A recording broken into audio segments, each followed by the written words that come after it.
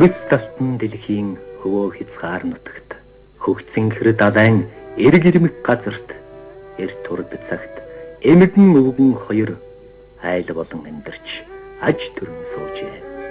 Харуулсан ундтай хад чулуун нөмөртэй газрын агуйд хоргодож галын элчинд шүтэж 30 жил тэнж 40 жил суужээ. Өвгөн нь загас барьж далайн хөвөө сахин эмгэн нь утас ирж гэрийн мохор сахин. Өвгөн нэг өдөр далайн хөвөөнд очоод торон утсанд тавьж загас шүрдэж хэллээ. Анх нэг шүрдсэнд ялцгай замаг баригдлаа.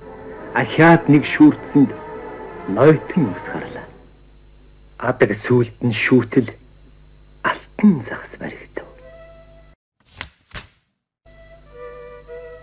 Аливаа загснаас онцгой алтан загас бол адгуу сантнаас онц хүний хэлийг мэднэ.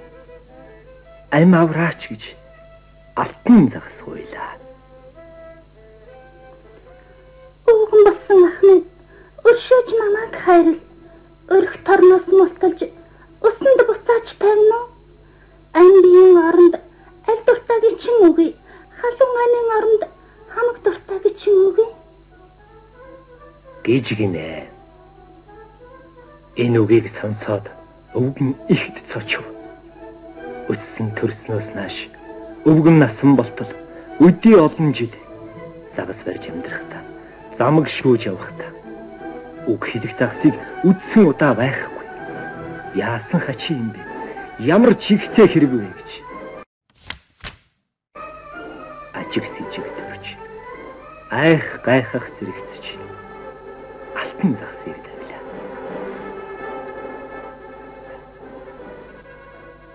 Чиний өгөх юм надад хэрэг байхгүй.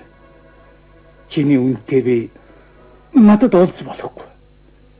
Алтан өнгөц загас минь ариун далайдаа цэнгэж аль дураараа өндрөн ачид тэнгэр төршөөгдөж амар бинд явдаа гэж сайн үгэн хэлж сайхан ерөөлөөн тавилаа.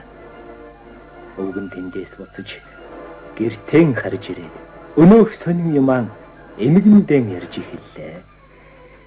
Өнөөдөр би далайгаас нэг загас барьлаа.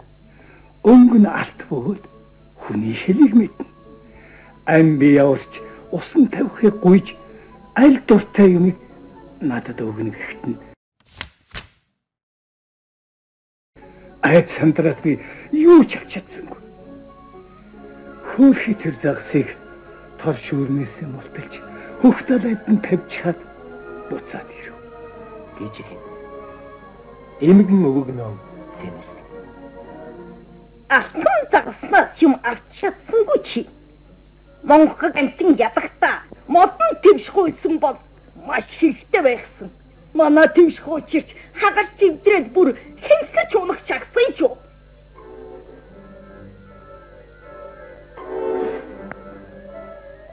Өвгөн гэдрэг явж өнөөх далайдаа ирлээ. Далайн ус няралцаж даанч сайхан хатлаа. Алтан загсыг дуудсан. Алтан загс хөвсөөр өмнө нь хурч ирээд өвгнөөс ингэж асуулаа.